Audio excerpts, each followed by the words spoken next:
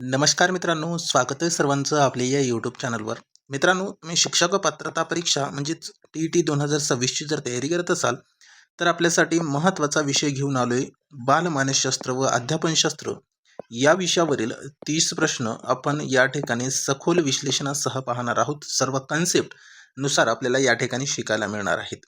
मित्रांनो, परीक्षेच्या अंतिम दिवसामध्ये PYQs बघणं खूप गरजेचं आहे, कारण आपल्या संपूर्ण अभ्यासक्रमावर या ठिकाणी रिव्हिजन होऊन जाते मित्रांनो. सोबतच आपले कन्सेप्ट सुद्धा क्लिअर होणार आहेत. ठीक आहे, तर चला आपण आपल्या सेशनकडे वळूया. बघा मित्रांनो, पहिलाच प्रश्न तुम्हाला स्क्रीनवरती दिसतोय. प्रश्न बघा काय दिले की जीन प्याजे यांच्या बोधात्मक विकास सिद्धांतानुसार परिवर्तनीयता म्हणजेच रिव्हर्सिबिलिटी, उलट प्रक्रियेची क्षमता हा गुणधर्म मुलांमध्ये कोणत्या अवस्थेत येतोय, असा प्रश्न केलेला आहे.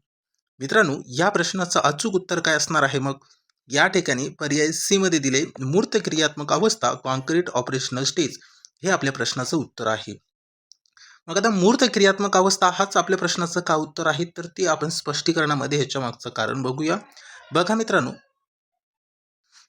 काय दिले की मूर्त क्रियात्मक अवस्था, कॉन्क्रीट ऑपरेशनल स्टेज म्हणजे 7 ते 11 वर्ष मूर्त क्रियात्मक वयोगटातील मुलांना उलट क्रिया समजतात. म्हणजे रिव्हर्सिबिलिटी हे कधी त्यांना समजते, तर वय 7 ते 11 वर्ष या वयोगटातील मुलांना उलट क्रिया समजतात. उदाहरणावरून समजून घ्या की बर्फापासून पाणी बनते आणि पाण्यापासून पुन्हा बर्फ बनवता येतोय, किंवा 5 अधिक 3 बरोबर 8 होतात, तर 8 वजा 3 बरोबर 5 होते. असा विचार मुले या अवस्थेत अचूक करू लागतात. कोणत्या अवस्थेत? तर मूर्त क्रियात्मक अवस्थेमध्ये मुलं असा विचार करू शकतात. म्हणजे त्यांच्यामध्ये रिव्हर्सिबिलिटी, उलट प्रक्रियेची क्षमता विकसित होते. ओके, याच्यानंतर आपण पुढच्या प्रश्नाकडे वळूया. प्रश्न क्रमांक दुसरा बघा मित्रांनो, काय दिलेला आहे. प्रश्न असा केले की प्रगतिशील शिक्षण म्हणजे प्रोग्रेसिव्ह एज्युकेशनचे जनक जॉन डुई यांच्या मते शाळा हे एक रिकामी जागा पर्यावरण आहे आणि शिक्षण ही रिकामी जागा प्रक्रिया आहे. मित्रांनो, या ठिकाणी आपल्याला रिकाम्या जागी योग्य शब्द निवडायचा आहे.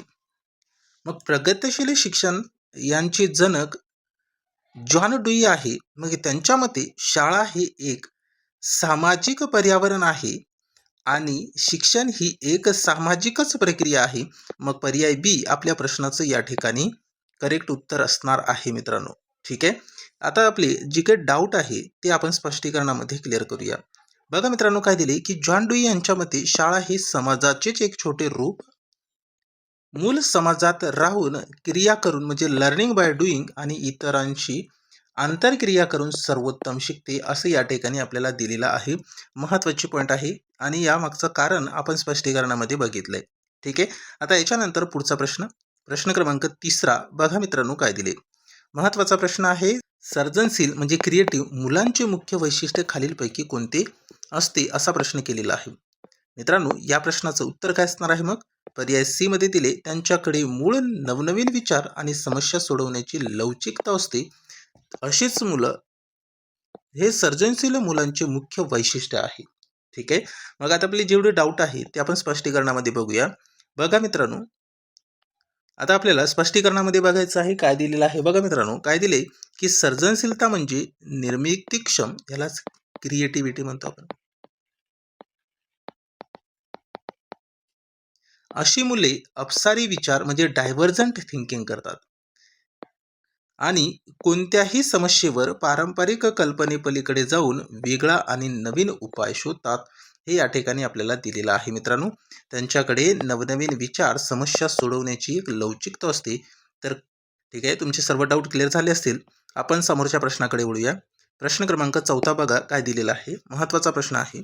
शिक्षक जेव्हा आधी सामान्य नियम किंवा सिद्धांत सांगतो आणि नंतर तो सिद्ध करण्यासाठी अनेक उदाहरण देतो, तेव्हा त्या पद्धतीला काय म्हणतात? मित्रांनो, महत्त्वाचा प्रश्न आहे, IMP प्रश्न आहे.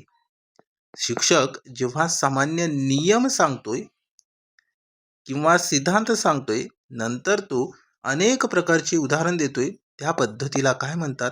म्हणजे या ठिकाणी इन शॉर्ट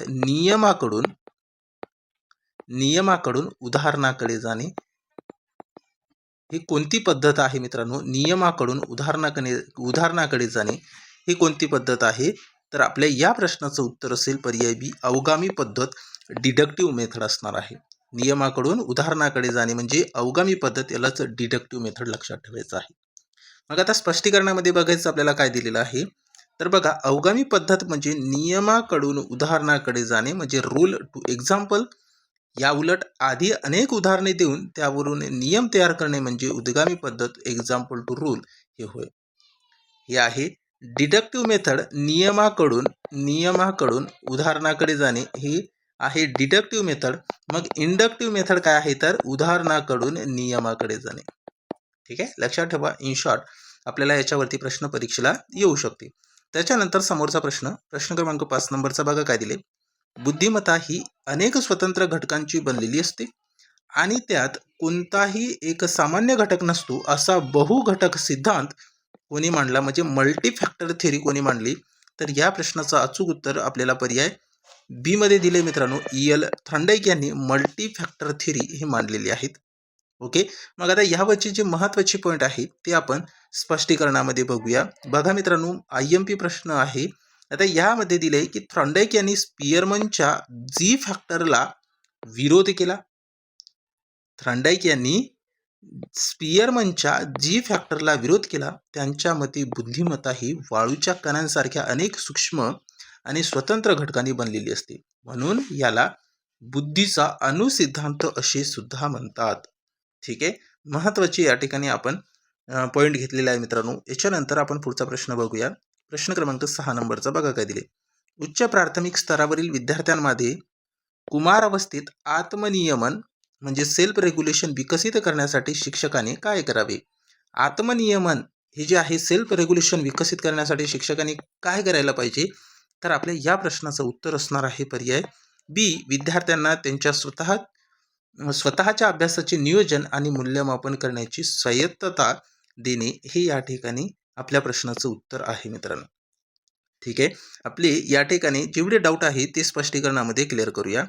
बघा काय दिले की आत्मनियमन म्हणजे काय? तर आत्मनियमन म्हणजे स्वतःच्या विचार, भावना आणि वर्तनावर नियंत्रण ठेवणे. कुमारावस्थेतील मुलांना स्वतःचे ध्येय ठरवण्यासाठी आणि प्रगती तपासण्याची संधी दिली तर त्यांच्यात जबाबदारीची भावना निर्माण होते, असं या ठिकाणी दिलेलं आहे. मित्रांनो, आत्मनियमन म्हणजे काय हे तुम्हाला स्पष्टीकरणावरून समजलं असेल. ठीक आहे, चला पुढच्या प्रश्नाकडे जाऊया. प्रश्न क्रमांक 7 नंबरचा मोस्ट IMP प्रश्न आहे. प्रश्न बघा काय दिले. एखाद्या विद्यार्थ्याला डावे आणि उजवे समजण्यात अडचण येते, तसेच तो बीला डी आणि वॉजला सॉ वाचतो. हा विद्यार्थी कोणत्या प्रकारच्या अध्ययनाच्या अक्षमतेने ग्रस्त आहे, असा प्रश्न केलेला आहे. म्हणजे या प्रश्नावरून त्याला कोणती अध्ययन अक्षमता आहे? तर वाचन. कोणती आहे मित्रांनो? वाचनाची अध्ययन अक्षमता आहे. ठीक आहे, मग वाचनाशी संबंधित आपण या ठिकाणी काय म्हणणार? मग आपल्या प्रश्नाचं उत्तर काय आहे मित्रांनो? तर आपल्या या ठिकाणी प्रश्नाचं करेक्ट उत्तर आहे डिस्लेक्सिया. पर्याय सी मध्ये आपल्या प्रश्नाचं उत्तर दिले. म्हणजे डिस्लेक्सिया हे वाचनाशी संबंधित विकार आहे असं म्हणू शकता तुम्ही. ठीक आहे, आता यावरची जे महत्त्वाचे पॉईंट आहे ते आपण स्पष्टीकरणामध्ये बघूया. बघा मित्रांनो काय दिले की अक्षरांचे आरशातील प्रतिबिंब दिसणे म्हणजे मिरर इमेजिंग किंवा अक्षरांमध्ये गोंधळ होणे हे वाचन अक्षमतेचे मुख्य लक्षण आहे, असं या ठिकाणी दिलेलं आहे. इन शॉर्टमध्ये आपल्याला या ठिकाणी स्पष्टीकरणाच्या माध्यमातून आपले डाऊट क्लिअर झाले असतील. आपण पुढच्या प्रश्नाकडे वळूया. प्रश्न क्रमांक 8. मित्रांनो, त्यापूर्वी तुम्ही जर अजूनही आपल्या चॅनलला सबस्क्राईब केलं नसेल तर चॅनलला सबस्क्राईब करा, म्हणजे जेव्हा आपण व्हिडिओ अपलोड करतोय मित्रांनो तेव्हा काही सेकंदामध्ये तुम्हाला व्हिडिओचे नोटिफिकेशन मिळून जाते. आपण दररोज आपल्या या यूट्यूब चॅनलवरती नवनवीन व्हिडिओज अपलोड करत आहोत आणि दररोज आपण जेवढे काही प्रश्न या ठिकाणी घेत आहोत त्या प्रत्येक प्रश्नांचं सखोल स्पष्टीकरण सुद्धा देत असतोय. आपली कन्सेप्ट क्लिअर होतात, त्यावरून आपल्याला आपले जेवढे काही डाऊट आहेत ते सुद्धा दूर होतात आणि डेली तुम्हाला आपल्या या यूट्यूब चॅनलवरती सखोल विश्लेषणासह तयारी करता येणार आहे. सोबतच आपल्या टेलिग्राम ग्रुपला सुद्धा जॉईन करायचं आहे, त्याची लिंक व्हिडिओच्या डिस्क्रिप्शन बॉक्समध्ये दिलेली आहे मित्रांनो. ठीक आहे, आता बघूया प्रश्न क्रमांक 8 आपल्याला काय दिलेला आहे. ग्यानगे यांच्या अध्ययन श्रेणीबद्धता म्हणजे ग्यानगे हायरार्ची ऑफ लर्निंग उपपत्तीनुसार अध्ययनाचा सर्वात खालचा म्हणजे पहिला टप्पा कोणता आहे? आपल्याला या ठिकाणी हायरार्ची ऑफ नीड्स यामध्ये अध्ययन श्रेणीबद्धता ही गॅनगे यांनी मांडलेली आहेत. त्या उपपत्तीनुसार सर्वात पहिला टप्पा कोणता आहे असा प्रश्न केलेला आहे. मित्रांनो, या प्रश्नाचं उत्तर आहे संकेत अध्ययन म्हणजे साइन लर्निंग हा पहिला टप्पा आहे. पहिला टप्पा आहे हा संकेत अध्ययन म्हणजे साइन लर्निंग.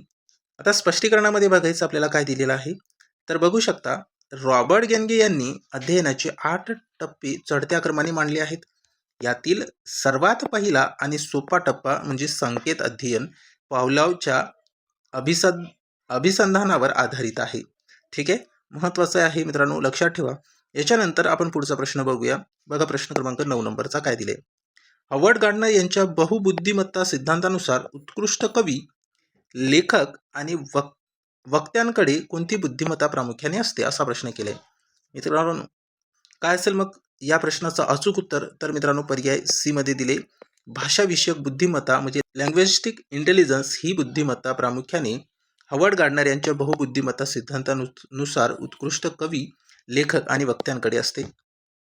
मग आता स्पष्टीकरणामध्ये बघायचं आपल्याला काय दिलेलं आहे तर बघा मित्रांनो, स्पष्टीकरणामध्ये दिले की ज्या व्यक्तींकडे शब्दांची निवड, भाषेचे व्याकरण आणि प्रभावी संवाद साधण्याची उत्कृष्ट कला असते त्यांच्याकडे भाषाविषयक बुद्धिमत्ता उच्च दर्जाची असते असं या ठिकाणी दिलेलं आहे. ठीक आहे, महत्त्वाचे पॉईंट होते. त्याच्यानंतर आपण पुढचा प्रश्न बघूया. प्रश्न क्रमांक 10 नंबरचा. मित्रांनो, सुपरफास्ट रिव्हिजन आपण या ठिकाणी करत आहोत. आता पेपरची डेट खूप जवळ आली मित्रांनो, आपल्याकडे खूप कमी दिवस आहे, तर त्याच उद्देशाने तुम्हाला फास्ट रिव्हिजन करणं खूप गरजेचं आहे. तर या ठिकाणी आपण स्पष्टीकरणासह फास्ट रिव्हिजन करत आहोत म्हणजे कन्सेप्ट सुद्धा आपली क्लिअर होत आहेत. त्यासाठी आपल्या चॅनलला सबस्क्राईब केलं नसेल तर मित्रांनो सबस्क्राईब करा, तुम्हाला दररोज फ्रीमध्ये शिकायला मिळणार आहेत. ठीक आहे, आता या ठिकाणी प्रश्न बघा काय दिलंय तर मूर्ताकडून अमूर्ताकडे, कॉन्क्रीट टू अबस्ट्रॅक्ट हे अध्यापनाचे सूत्र वापरताना शिक्षकांनी काय केले पाहिजे. बघा, मूर्ताकडून अमूर्ताकडे हे अध्यापनाचे सूत्र वापरताना शिक्षकांनी काय केले पाहिजे तर आपल्या ह्या प्रश्नाचं उत्तर असेल पर्याय बी. आधी प्रत्यक्ष वस्तू किंवा प्रयोगाच्या माध्यमातून शिकवून नंतर संकल्पना स्पष्ट करणे यालाच मित्रांनो कॉन्क्रीट टू अबस्ट्रॅक्ट म्हणतात, मूर्ताकडून अमूर्ताकडे जाणे. ठीक आहे, आता स्पष्टीकरणामध्ये बघायचं आपल्याला काय दिलेलं आहे तर उच्च प्राथमिक स्तरावरील मुले समोर दिसणाऱ्या मूर्त गोष्टी लवकर शिकतात, म्हणजे जी समोर दिसणारी गोष्टी आहेत ते लवकर शिकतात. म्हणून शिक्षकांनी आधी प्रयोग, चित्रे किंवा मॉडेल्स दाखवावी आणि त्यानंतर त्यामागील अमूर्त नियमन स्पष्ट करावे असे या ठिकाणी आपली जी काही डाऊट आहे मित्रांनो ते क्लिअर केले. ठीक आहे, स्पष्टीकरणमध्ये आपण प्रश्नाच्या रिलेटेड किंवा उत्तराच्या रिलेटेड माहिती बघत आहोत. मग आता प्रश्न क्रमांक 11 बघायचं आपल्याला. बघा काय दिले. अल्बर्ट बंडुरा यांच्या सामाजिक अध्ययन सिद्धांतानुसार, म्हणजे अल्बर्ट बंडुरा यांनी कोणता सिद्धांत मांडलाय, सामाजिक अध्ययन सिद्धांत मांडलेला आहे. निरीक्षणात्मक अध्ययनाचा अचूक क्रम कोणता आहे, म्हणजे निरीक्षणात्मक अध्ययनाचा आपल्याला अचूक क्रम विचारले. सामाजिक अध्ययन सिद्धांतामध्ये निरीक्षणात्मक अध्ययनाचा अचूक क्रम काय आहे तर आपल्या या प्रश्नाचं उत्तर काय असेल तर पर्याय ए मध्ये दिले. अवधान, त्याच्यानंतर धारणा, त्याच्यानंतर पुनरुत्पादन आणि त्याच्यानंतर प्रेरणा. ठीक आहे, मग आता स्पष्टीकरणामध्ये बघायचं आपल्याला काय दिलेलं आहे तर बघा मित्रांनो, स्पष्टीकरणामध्ये दिले की बंडुरा यांनी निरीक्षणाचे 4 टप्पे सांगितले. बंडुरा यांनी निरीक्षणाचे किती टप्पे सांगितले, 4. मग ते 4 टप्पे लक्षात ठेवा. अवधान आहे पहिला टप्पा. अवधान म्हणजेच मित्रांनो लक्ष देणे. अवधान म्हणजे लक्ष देणे. त्याच्यानंतर आहे धारणा, म्हणजे डोक्यात साठवणे, याला स्टोरेज म्हणतो आपण. काय तर डोक्यात साठवणे. ठीक आहे, त्याच्यानंतर आहे पुनरुत्पादन, म्हणजेच स्वतः करून पाहणे. या ठिकाणी पुनरुत्पादन म्हणजेच स्वतः करून पाहणे, स्वतः करून पाहणे. आणि त्याच्यानंतर प्रेरणा. प्रेरणा म्हणजेच योग्य प्रोत्साहन मिळाल्यास ते वर्तन कायम ठेवणे, यालाच आपण मोटिवेशन सुद्धा इंग्रजीमध्ये लक्षात ठेवू शकता. ठीक आहे, हा जो क्रम आहे हा क्रम तुम्हाला लक्षात ठेवायचा आहे. या क्रमवरती प्रश्न परीक्षेला येऊ शकतो. अवधान, लक्ष देणे, धारणा, डोक्यात साठवणे, पुनरुत्पादन, स्वतः करून पाहणे, प्रेरणा, मोटिवेशन हा शेवटचा प्रकार आहे. ठीक आहे, महत्त्वाचे पॉईंट होते, लक्षात ठेवा. याच्यानंतर आपण पुढचा प्रश्न बघूया. प्रश्न क्रमांक 12 नंबरचा. बघा मित्रांनो काय दिले. जीन पियाजे यांच्या बोधात्मक विकास सिद्धांतानुसार वस्तुस्थिरता म्हणजे ऑब्जेक्ट परमानन्स ही क्षमता मुलांमध्ये कोणत्या अवस्थेत विकसित होते असा प्रश्न आपल्याला केलेला आहे. मित्रांनो, काय असेल मग या प्रश्नाचं अचूक उत्तर? तर पर्याय ए मध्ये दिले संवेदीकारक अवस्था सेन्सरी मोटर स्टेज या अवस्थेमध्ये विकसित होते. वस्तुस्थिरता ऑब्जेक्ट परमानन्स ही क्षमता मुलांमध्ये. मग आता तुमची जे डाऊट आहे ते आपण स्पष्टीकरणामध्ये क्लिअर करूया. बघा काय दिले, जन्म ते 2 वर्ष या संवेदीकारक अवस्थेच्या शेवटी साधारणतः 18 ते 24 महिन्यात मुलाला समजते की एखादी वस्तू डोळ्यासमोरून दूर झाली तर तिचे अस्तित्व हे संपत नाहीत. असे यालाच आपण ऑब्जेक्ट परमानन्स म्हणतोय मित्रांनो. यालाच ऑब्जेक्ट परमानन्स असे म्हणतात. ठीक आहे, लक्षात ठेवा. आता याच्यानंतर आपण समोरच्या प्रश्नाकडे वळूया. प्रश्न क्रमांक 13 नंबरचा बघा काय दिले, राष्ट्रीय अभ्यासक्रम आराखडा 2005 म्हणजे NCF 2005 नुसार शिक्षकाची वर्गातील भूमिका कशी असावी? NCF 2005 नुसार शिक्षकाची भूमिका कशी असावी? तर सुलभक किंवा मार्गदर्शक, त्यालाच फॅसिलिटेटर आपण असे म्हणतोय. पर्याय सी आपल्या प्रश्नाचं उत्तर आहे मित्रांनो. NCF 2020 नुसार शिक्षकाची भूमिका कशी असावी? तर सुलभक किंवा मार्गदर्शकाची भूमिका असावी. ठीक आहे, आता स्पष्टीकरणामध्ये बघायचं आपल्याला काय दिलेलं आहे. तर NCF 2005 नुसार मुले स्वतःचे ज्ञान स्वतः रचतात, त्याला रचनावाद असे म्हणतात.